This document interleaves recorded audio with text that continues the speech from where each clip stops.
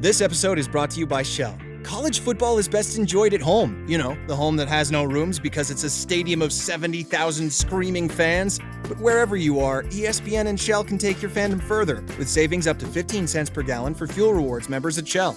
Welcome home, football fans. Terms and conditions apply. See fuelrewards.com/fuelyourfandom for details. Shell is an official sponsor of ESPN College Football. ESPN, the ESPN logo, and ESPN College Football are registered trademarks of ESPN Incorporated.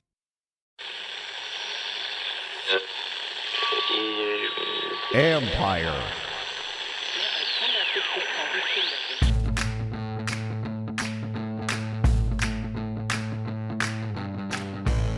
Hello and welcome to my podcast. It's a Therapy Tuesday edition as I try to answer a lot of your questions about what's gone wrong for Washington so far.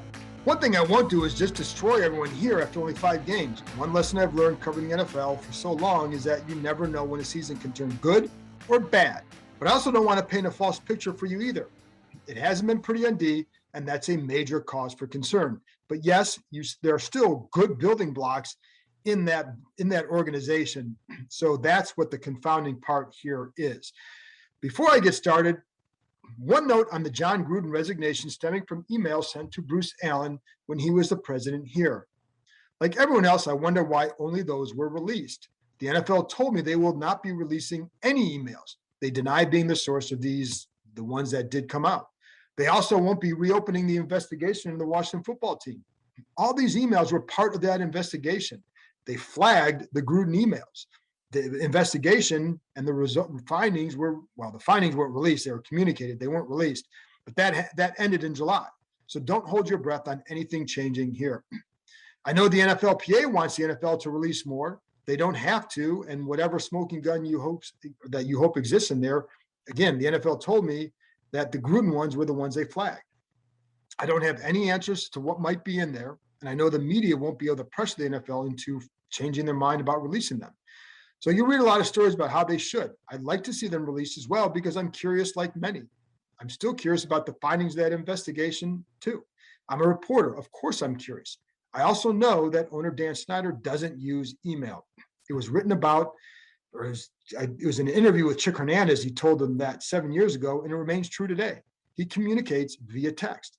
Anyway, I know how all this appears. And again, even if he doesn't use email, he could be the subject and things could be in there. I know that. I know how all this appears. My job here is to just report. I'm not going to speculate what might or might not be on there or motivations for certain information coming out or being withheld. To me, that would be irresponsible, and I just want to report this the way I see fit. Anyway, let's get to your questions. Skins Weekly wants to know, have coaches given any reason for Jamin Davis playing 13 snaps with Jon Bostic out? Yes. A lot of it was just the overall strategy of using 5 defensive linemen and also wanting 5 defensive backs on the field. So you can look at this 2 ways. One, they don't trust him enough to take over for Cole Holcomb on an every down basis. I think there you go. 2, they used Landon Collins as more of a linebacker the other day in terms of how often he was used in the box. I would say it was probably about 98% of the time. That might be 1 or 2 percentage points high, but it was around that amount. He was there on almost every snap, with the exception of a couple. The deep touchdown in which he was caught by the quick snap, needed to be in a better spot, better position at the snap, of course. The Hail Mary, when they were in a 2-deep shell, there was maybe 1 or 2 others in the red zone, maybe. But for the most part, he was in the box, just like everybody says they want, and he was playing essentially a linebacker role. So it added up to less time for Jamin Davis. I agree, it's a bit damning. I also know that he has a lot to learn. It did work for the defensive line, which had a good game rushing the passer and also against the run. The 1 touchdown by Kamara occurred because Cole Holcomb was nudged out of his gap. The line did its job. Davis was in on that play, but his responsibility was on the other side, and he played it right. I would think he plays more this weekend because I think the strategy will be different. Reggie Coles, at what point do we start considering Jack Del Rio's job? And he asked about 5 other questions there, Reggie. I'm only going to get to that one, and I'll hopefully answer the other questions in here as well. Well, it's too early to talk about Del Rio's job as far as if anything's going to happen during the season. The defense got better last year throughout the year, and I know some of it's a schedule, but they still certainly got better. And while they've been bad this season, it's 5 games. Yes, they're grossly underachieving, but you don't make that move after 5 games unless you have a conflict in strategy or philosophy, or you think there's a big issue in that regard, whether it's with you, the other coaches, with the players, but also who on the staff would take over. I know Ron Rivera doesn't want to do this job. He did not like taking over the play calling duties in Carolina. He wants someone to run both sides of the ball so he can be a CEO type and manage the organization. Right or wrong, that's where he's comfortable. And there's nobody on the staff that you'd want taking over. The line has had issues with their coach, Sam Mills. Defensive backs coach Chris Harris has energy, but has been a position coach for less than 2 years. The linebackers coach, Steve Russ, has been a position coach for 4 years, and his group is one that hasn't helped as much. I always felt it was kind of an odd staff. These are Rivera's guys. Del Rio was of that group that I just mentioned. He's the outsider. When Joe Gibbs returned, he let Greg Williams pick his own staff. I think that matters. Now, when I talk to people close to the players, whether friends or agents, I do not get a unanimous disdain for anybody in particular, including Del Rio. I know there are some people who are going to have complaints. I know that. I know the D-line is frustrated with some of what they're asked to do and have been since last year. Some of that stems from what they're asked to do by Del Rio. Some of that is with the position coach. I've been asking a lot of questions over the past couple weeks to people who I feel know things. I don't think the problem is solved by this move at this time. From a fan's perspective, it's multiple years of this. I get it. From Rivera's perspective, they were good last year and they stink this year. If it stays this bad, then yeah, you have to make a move. But again, who would take over? I think that kind of situation would be resolved in the off season if it needs to be. See where they go from here and then see what it could be tweaking something. It could be whatever, but it does pay attention. You do need to pay attention to it because his defense has grossly underachieved. Trey Holston wants to know, are they positioning themselves to go after quarterback this offseason, whether through the draft, free agency, or trade? Or is it more likely they bide time, build elsewhere until the year after?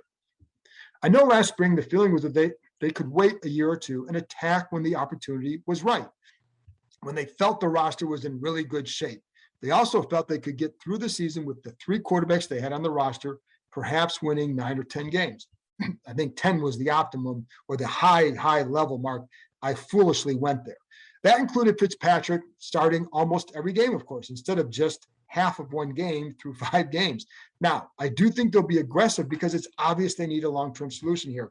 They know this. How do they get one? I don't know, but I think they will pursue one in a trade or in the draft. That depends on where they're picking and who might be available. I also think some of it depends on what Fitzpatrick does down the stretch if he indeed returns and plays. But they know they need a guy. I know they need a guy. Taylor Heinicke is a terrific story. He has limitations. If all they've done with him is found a good backup, that's a win. If all he becomes is a good backup, that's a win for him too. He was in a classroom a year ago. You know, you need that too. And he can make a career out of it for himself just by doing that. I also know that Marty Hurney is a guy that loves scouting quarterbacks. So if you see them going after a college quarterback, I think it's going to be with his strong input. That's what he likes to do. And I also say, I know what I've always heard is a couple of years ago, the guy that he liked was Justin Herbert. So take that for what it's worth. He wasn't here. I don't know that it would have changed anything. But the point is that he likes going out and scouting guys. This draft is not great for quarterbacks right now. We'll see what they think down the road. Mitch Lutz wants to know, do you think the answer to the linebacker and safety problem is on the roster? Well, do you? Well, to me, one answer, the big answer is Davis. They did invest a first-round pick in the guy. He's a linebacker with athleticism, speed, size. So that, people keep wanting, what's the solution there? That's a solution right there. He's got to improve. He has the talent to improve. To think he's a finished product now is a bit, I'd say, silly. He's played 5 games. He started 1 year at Kentucky. I know some teams were scared by the fact that he has a lot of talent, yet couldn't really get much time in the field before last season. And it took a stroke by Chris Oates for a spot to open up to get him on the field. He's being asked to play the mic, which I know some other teams would not have required him or asked him to do. But you have 2 former linebackers, NFL linebackers in charge here in Rivera and Del Rio. The point is, Davis can improve, and he needs to. If he's not playing a lot, more in the second half of the year, man, that's a problem. You'd like to think he'd be doing that now. Again, 19th pick. You've got to get something more out of him. But, so I think let's see how he develops on the stretch. But that's an answer right there. He's far better than anything they're going to find on the street. So the answer, develop Davis. At safety, they have DeShazer Everett on the active roster. You can put him in, but he's a player that other teams view as a backup. He would add a physical presence, which I liked, but is he going to change games? I think it'd be hard to say that he would. Am I against him giving a shot? No, I'm not. I just think that there's more limitations with that as opposed to a guy like Davis developing because of the talent he has. I like Jeremy Reeves at safety. He's on the practice squad. No other team has signed him. The point is, there are other names, but are they great solutions? Are you just changing names? I don't know. Again, go ahead and change it. The linebacker, Davis has to improve. He has to. At safety, I think you're going to have to hope that that group starts working better together. They use Collins more in the box. If you go to too deep, give me McCain and Curl back there because I love Curl's discipline. This episode is brought to you by HP Plus. In a world full of smart devices, shouldn't your printer be smart too? It is with HP Plus. These printers know when they're running low, so you always get the ink you need delivered right when you need it. Plus, you save up to 50% on ink, so you can print whatever you want, as much as you want, anytime you want. Huh, that is pretty smart. Get 6 free months of instant ink when you choose HP Plus. Conditions apply. Visit hp.com/smart for details. This episode is brought to you by HelloSign, a Dropbox company. Sign documents 80% faster with HelloSign, the quickest way to get e-signatures for every type of document, so you can celebrate all those successful moments sooner. If you hate waiting for signatures, HelloSign is music to your ears. Try it for free today at HelloSign.com.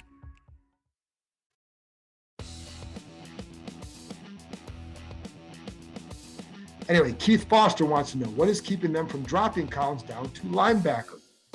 A big topic.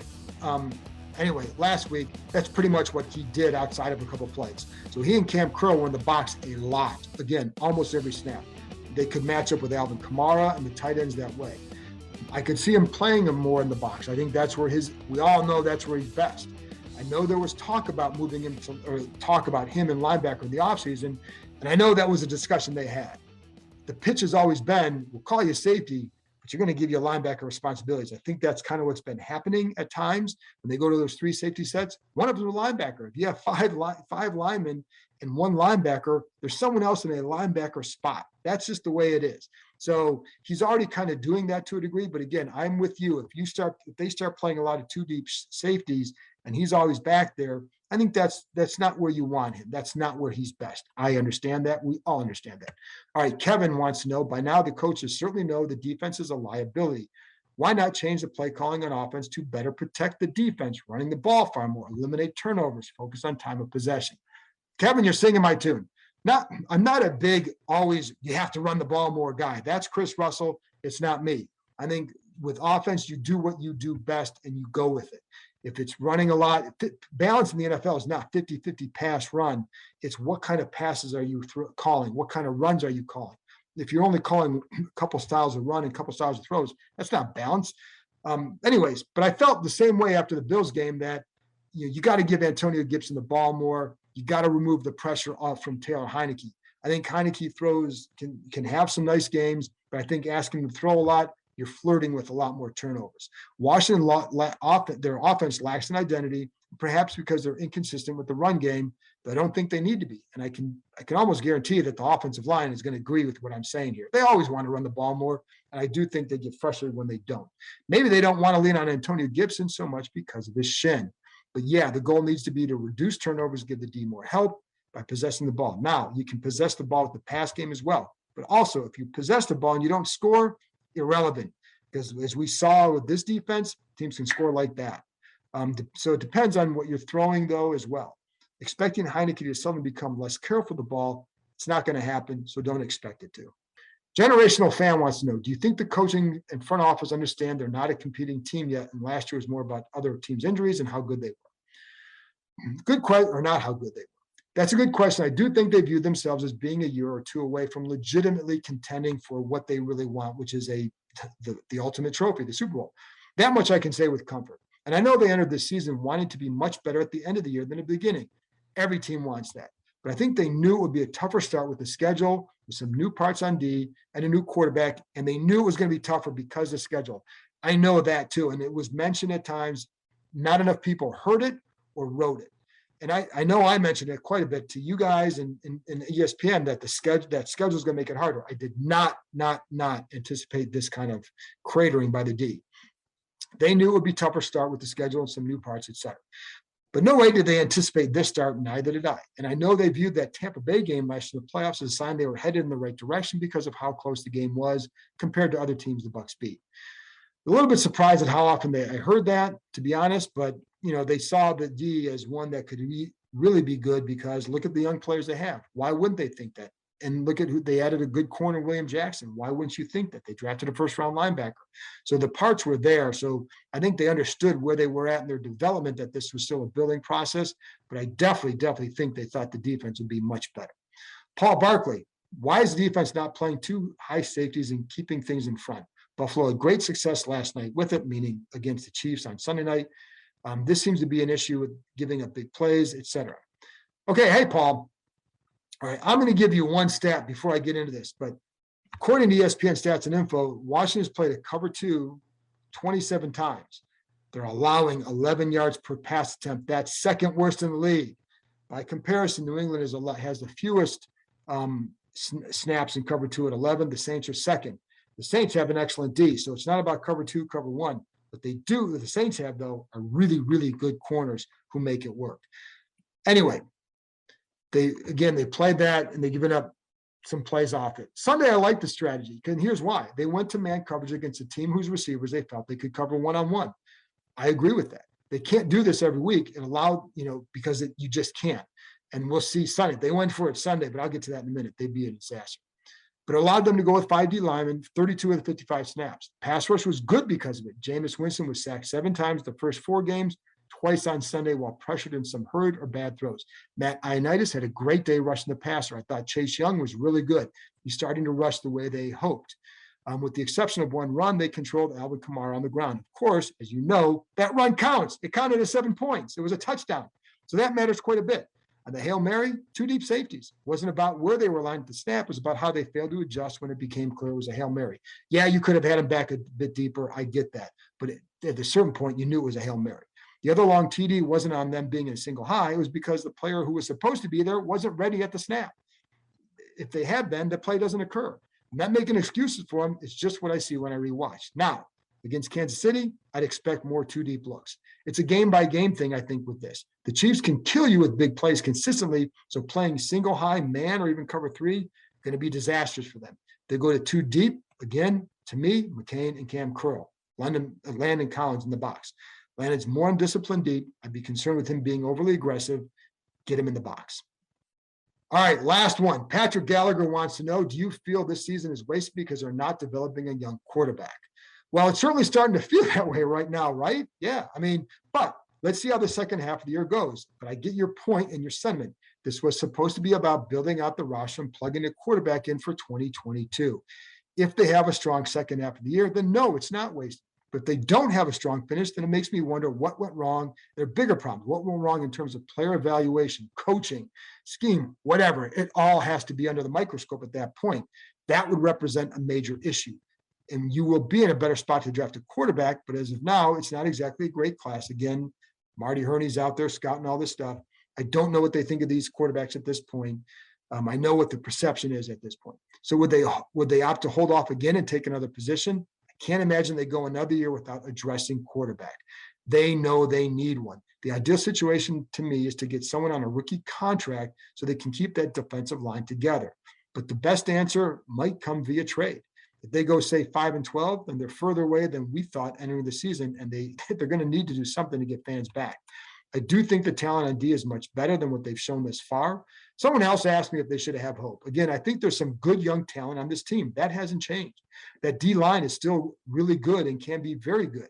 When people asked me last year if they had turned this around, I pointed to this year as the key. We'd know more about really if they had turned around, if they could build on 2020, because teams in the past, they haven't built on success. And I wouldn't call 7-9 a great year and successful, all that, but it was a good finish, and they need to build on that. And so far, they haven't. I can't tell you that there's absolutely no hope, and I'm willing at this point to see where this season goes. I need to stay level-headed because, again, 12 games are left. It's way too early to throw everything away. It's too early to say you can't have hope, but we also need to see better results to say why you should. Anyway, that's it for me. A lot of mail was delivered. I didn't raise my rates like others have. So there you go. I apologize for you only hearing my voice tonight, but I felt like it's important to get through as many questions as possible. So thank you for tuning in. I'll be back on Friday with another episode devoted to this game on Sunday. But I also have some barbecue talk from some folks in Kansas City that I'm excited to share. Talk to you next time.